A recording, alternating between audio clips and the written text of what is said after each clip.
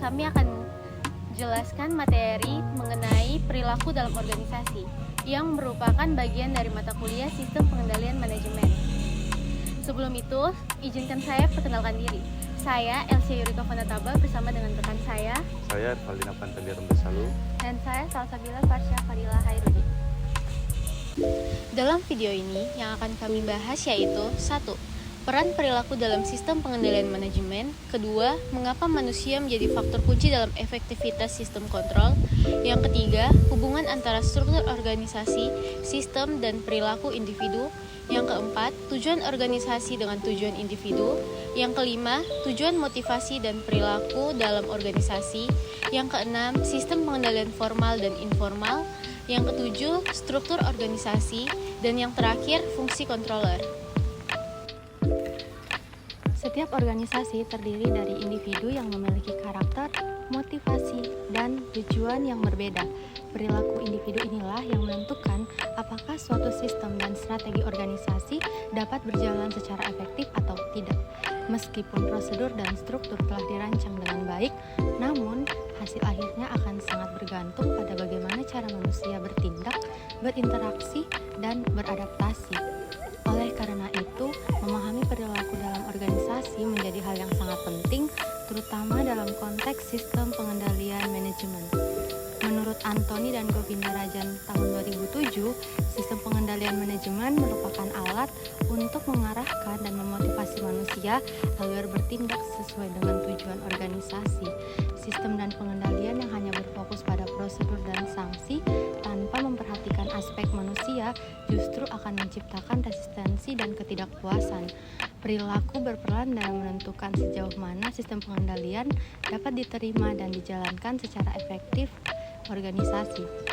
Ketika sistem dirancang dengan mempertimbangkan aspek manusia seperti motivasi, kebutuhan, keadilan, dan komunikasi, maka karyawan akan lebih termotivasi untuk bekerja sesuai arahan yang diinginkan organisasi. Sebaliknya, bila sistem pengendalian hanya berfokus pada aturan dan hukuman tanpa memperhatikan sisi manusia, maka akan muncul resistensi dan ketidakpuasan, bahkan perilaku menyimpang yang merugikan organisasi. Selain itu, perilaku berperan dalam bagaimana informasi dikumpulkan, dilaporkan, dan digunakan dalam proses pengambilan keputusan. Setiap individu memiliki cara berbeda dalam menafsirkan informasi dan bertindak atas dasar data tersebut. Karena itu, sistem pengendalian manajemen yang efektif harus mampu membentuk perilaku positif seperti kejujuran, tanggung jawab, kerjasama agar tujuan organisasi dapat tercapai secara efisien dan berkelanjutan. Menurut Ochi tahun 1979, keberhasilan sistem kontrol tergantung pada sejauh mana manusia memahami dan menerima tujuan organisasi. Mereka tidak hanya menjalankan perintah, tetapi juga menafsirkan kebijakan berdasarkan pengalaman dan nilai-nilai pribadi. Manusia memiliki peran unik yang tidak dapat digantikan sepenuhnya oleh sistem formal. Mereka bukan hanya pelaksana kebijakan, tetapi juga menafsir dan mengambil keputusan yang dipengaruhi oleh nilai, emosi, dan pengalaman pribadi. Oleh karena itu, efektivitas sistem kontrol sangat bergantung pada bagaimana organisasi mampu mengelola perilaku manusia melalui motivasi, komunikasi, dan kepemimpinan yang tepat. Selain itu, manusia memiliki kemampuan untuk beradaptasi terhadap situasi yang tidak selalu dapat diprediksi oleh aturan tertulis. Ketika terjadi perubahan lingkungan, tekanan pekerjaan, atau konflik kepentingan, individu dapat menafsirkan ulang aturan sesuai persepsinya. Disinilah pentingnya faktor manusia. Mereka dapat menjadikan sistem kontrol lebih fleksibel dan responsif, tetapi juga berpotensi melemahkannya bila tidak ada kesadaran, moral, dan komitmen organisasi. Oleh karena itu, organisasi yang ingin sistem kontrolnya berjalan efektif harus menempatkan manusia sebagai pusat dari dasar pengendalian. Pendekatan yang terlalu mekanistik, yang hanya menekankan pada laporan dan pengawasan formal, cenderung mengabaikan kebutuhan psikologis dan sosial individu. Sebaliknya, sistem yang memperhatikan faktor manusia seperti rasa keadilan, pengakuan atas prestasi, dan kesempatan berpartisipasi akan mendorong munculnya perilaku positif yang memperkuat efektivitas pengendalian. Dengan kata lain, keberhasilan sistem kontrol bukan hanya soal aturan, tetapi juga bagaimana organisasi membentuk kesadaran, tanggung jawab, dan komitmen manusia yang menjadi bagian di dalamnya. Menurut Robbins dan Judge, pada tahun 2021, 3 elemen utama organisasi yaitu struktur, sistem, dan perilaku yang saling berkaitan erat. Yang pertama, struktur organisasi menentukan bagaimana tugas, tanggung jawab, dan wewenang diatur. Yang kedua, sistem pengendalian berfungsi untuk menjamin bahwa setiap bagian bergerak sesuai arah dan tujuan yang ditetapkan. Yang ketiga, perilaku individu menjadi unsur dinamis yang menggerakkan struktur dan menjalankan sistem tersebut dalam praktik sehari-hari. Hubungan antara ketiga unsur ini bersifat saling mempengaruhi. Struktur organisasi yang jelas dan sistem pengendalian yang jelas dapat mendorong munculnya perilaku individu yang disiplin, kooperatif, dan bertanggung jawab. Contohnya, dalam organisasi dengan struktur yang tumpang tindih, pegawai akan bingung menentukan prioritas kerja dan rentan terhadap konflik peran. Sebaliknya, struktur yang jelas dan sistem yang transparan akan mendorong perilaku disiplin dan bertanggung jawab. Setelah kita memahami bagaimana struktur organisasi dan sistem pengendalian serta perilaku individu saling berhubungan dalam menjalankan aktivitas organisasi, selanjutnya kita akan membahas bagaimana hubungan antara tujuan organisasi dan tujuan individu dapat mempengaruhi efektivitas sistem pengendalian manajemen sebagai berikut. Yang pertama, organisasi sebagai kumpulan individu dengan kepentingan berbeda. Organisasi merupakan kumpulan individu yang bekerja untuk mencapai tujuan bersama. Tetapi, setiap individu memiliki kebutuhan, preferensi, dan prioritas yang berbeda. Misalnya, seorang karyawan mungkin mengutamakan kesejahteraan finansial, sementara manajer menekankan pencapaian target perusahaan. Perbedaan ini wajar dan merupakan bagian alami dari dinamika organisasi. Perbedaan kepentingan memerlukan sistem pengendalian yang mampu menyeimbangkan antara kebutuhan individu dan tujuan organisasi. Sistem pengendalian harus memastikan bahwa perilaku individu tetap berada dalam kerangka yang menunjukkan pencapaian sasaran organisasi, sekaligus memperhatikan motivasi dan kepuasan karyawan. Yang kedua, konsep goal congruence. Konsep yang menggambarkan tujuan individu sejalan dengan tujuan organisasi. Semakin tinggi keselarasan antara kepentingan individu dan tujuan organisasi, semakin efektif sistem pengendalian dan manajemen kinerja. Goal congruence dapat dicapai melalui beberapa cara, antara lain sistem insentif yang selaras, memberikan penghargaan atau kompensasi yang mendorong perilaku karyawan agar mendukung tujuan organisasi. Yang kedua, komunikasi yang jelas, yaitu menyampaikan visi, misi, dan target organisasi sehingga setiap individu memahami peran dan kontribusinya. Yang ketiga, partisipasi dalam pengambilan keputusan, memberikan kesempatan kepada individu untuk berkontribusi dalam perencanaan dan evaluasi kebijakan, sehingga tercapai rasa memiliki terhadap tujuan organisasi. Dan yang terakhir, konflik kepentingan. Konflik kepentingan menjadi 3 tujuan individu bertentangan dengan tujuan organisasi atau dengan kepentingan individu lainnya. Konflik ini dapat berupa konflik vertikal dan konflik horizontal.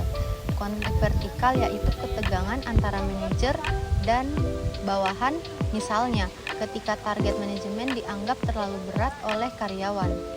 Sedangkan konflik horizontal yaitu ketegangan antara departemen atau tim yang memiliki tujuan berbeda. Misalnya, tim penjualan yang fokus pada volume penjualan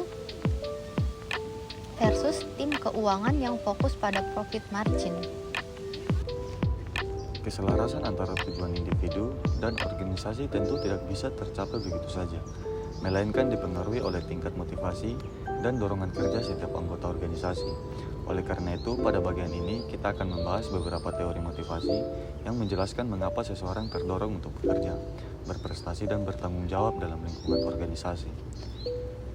Yaitu yang pertama, ada teori hierarki kebutuhan Maslow tahun 1943. Abraham Maslow adalah salah satu pendiri utama psikologi humanistik atau kekuatan ketiga.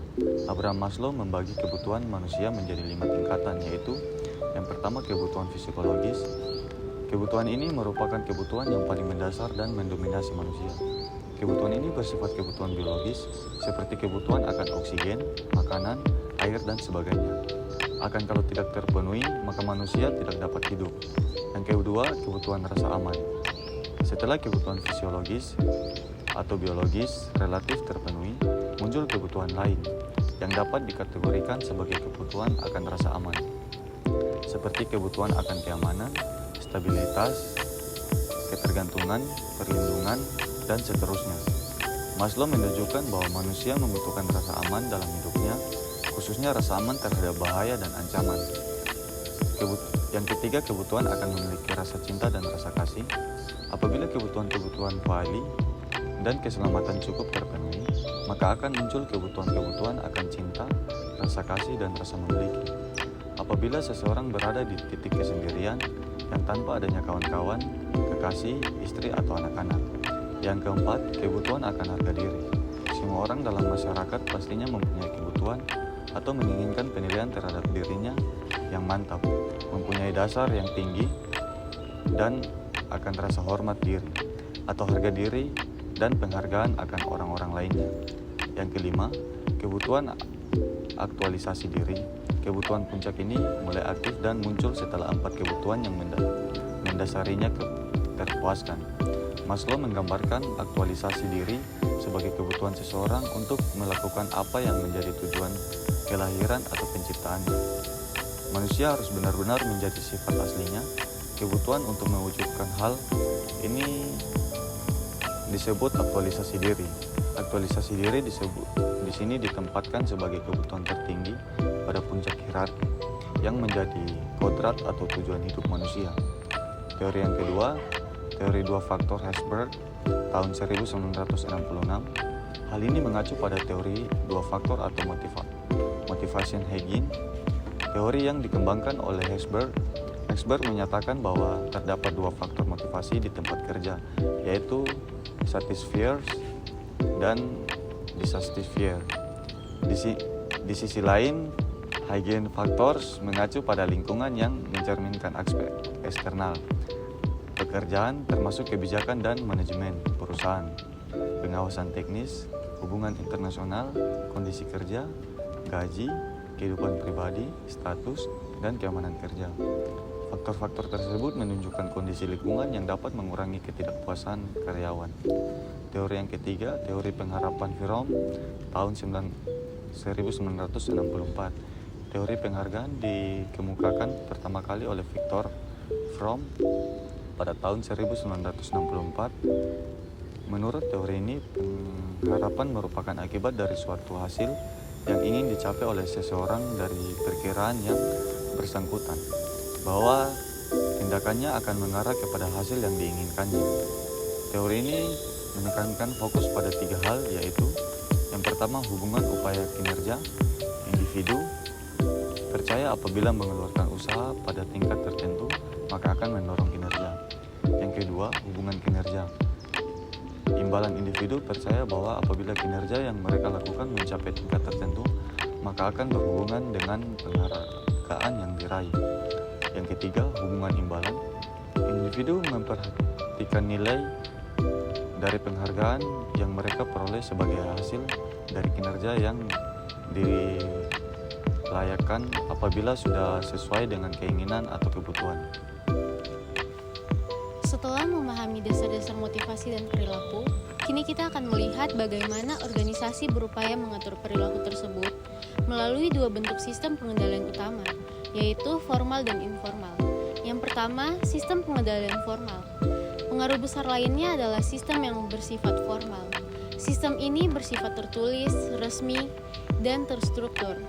Sistem formal bisa diklasifikasikan ke dalam 2 jenis, yaitu yang pertama sistem manajemen, yang kedua aturan-aturan.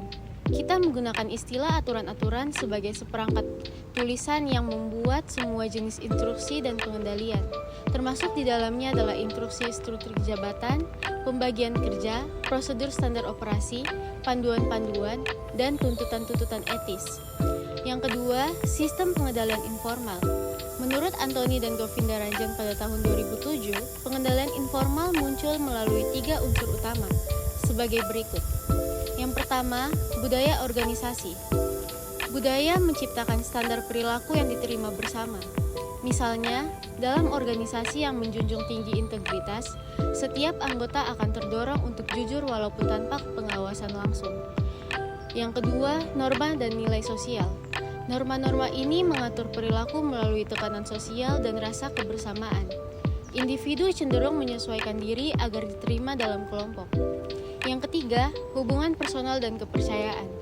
Hubungan antar anggota organisasi dapat menumbuhkan kepercayaan yang kuat, sehingga pengawasan formal tidak selalu diperlukan. Kepercayaan ini menjadi dasar untuk kerjasama yang efektif dan komunikasi yang terbuka. Pengendalian tentu tidak akan berjalan tanpa adanya wadah yang mengatur pembagian tanggung jawab, jalur komunikasi, dan wewenang kerja. Oleh sebab itu, bagian ini akan membahas struktur organisasi yang menjadi kerangka penting dalam pelaksanaan sistem pengendalian manajemen. Secara umum, struktur organisasi dapat dikelompokkan ke dalam 3 jenis utama, yaitu struktur fungsional, struktur unit bisnis, dan struktur matriks. Yang pertama, struktur fungsional. Struktur ini membagi tugas sesuai keahlian masing-masing dan manajer bertanggung jawab terhadap tugas yang diberikan. Organisasi fungsional digunakan oleh perusahaan yang menghasilkan satu jenis produk karena bagian produksi dipisahkan dengan pemasaran dan setiap bagian memiliki keahlian masing-masing. Keuntungan organisasi fungsional adalah efisiensi. Selain itu, kegiatan yang sama dalam organisasi disatukan sehingga lebih efektif. Namun, kelemahan struktur organisasi fungsional adalah yang pertama, sulit untuk mengukur efektivitas masing-masing fungsi. Yang kedua, masalah antar fungsi hanya bisa diselesaikan oleh pusat. Dan yang terakhir, tidak sesuai bagi organisasi yang melakukan disverifikasi atau produk pasar yang beragam. Kedua, ada struktur organisasi unit bisnis yang dirancang untuk mengatasi kelemahan pada struktur organisasi fungsional. Organisasi ini bertanggung jawab atas seluruh fungsi yang ada di dalam produksi dan pemasaran sebuah produk. Unit bisnis tersebut bertanggung jawab untuk melakukan perencanaan dan koordinasi dari berbagai fungsi yang terpisah. Keuntungan struktur organisasi unit bisnis yang pertama, sebagai sarana pelatihan bagi manajemen secara umum, dan bagi para manajer,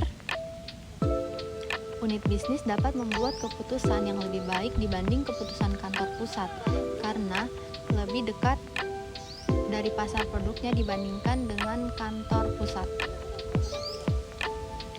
Namun kelemahan struktur organisasi unit bisnis yaitu yang pertama, masing-masing staf unit mungkin menduplikasikan sejumlah pekerjaan yang pada organisasi fungsional dikerjakan di kantor pusat. Dan yang kedua, kesulitan mencari sumber daya manusia yang berkualitas untuk memimpin setiap unit bisnis. Dan yang ketiga, terdapat konflik antar bisnis. Dan yang terakhir yaitu struktur matriks. Organisasi ini disebut sebagai organisasi manajemen proyek, yaitu organisasi di mana penggunaan struktur menunjukkan di mana para spesialis yang mempunyai keterampilan di masing-masing bagian dari kegiatan perusahaan dikumpulkan lagi menjadi satu untuk mengerjakan suatu proyek yang harus diselesaikan. Struktur organisasi ini merupakan kombinasi antara struktur organisasi fungsional dan unit bisnis. Keuntungan dari struktur organisasi matriks yaitu yang pertama, fleksibilitas dan adaptasi tinggi yang memungkinkan perusahaan untuk menggabungkan keahlian lintas fungsi, misalnya pemasaran produksi, keuangan, dan dalam proyek tertentu sehingga lebih responsif terhadap perubahan lingkungan. Yang kedua, pengembangan keterampilan karyawan. karena bekerja di berbagai proyek dan fungsi sehingga karyawan dapat mengembangkan keterampilan manajerial dan teknis secara bersamaan. Namun kelemahan struktur ini, yang pertama biaya administrasi lebih tinggi karena dibutuhkan lebih banyak manajer dan rapat koordinasi, sehingga biaya operasional meningkat. Yang kedua, konflik wewenang.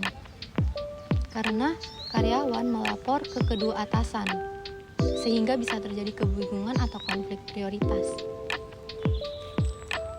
Setelah kita mengetahui bagaimana struktur organisasi dibentuk dan dijalankan, kini kita akan fokus pada salah satu posisi penting yang menjadi tulang punggung sistem pengendalian, yaitu fungsi controller. Controller merupakan orang yang bertanggung jawab dalam merancang dan mengoperasikan sistem pengendalian manajemen di organisasi lainnya. Jabatan orang ini adalah Chief Financial Officer atau CFO. Controller biasanya menjalankan fungsi-fungsi sebagai berikut. Yang pertama, merancang dan mengoperasikan informasi serta sistem pengendalian. Yang kedua, menyiapkan pernyataan keuangan dan laporan keuangan pada pemegang saham dan pihak eksternal.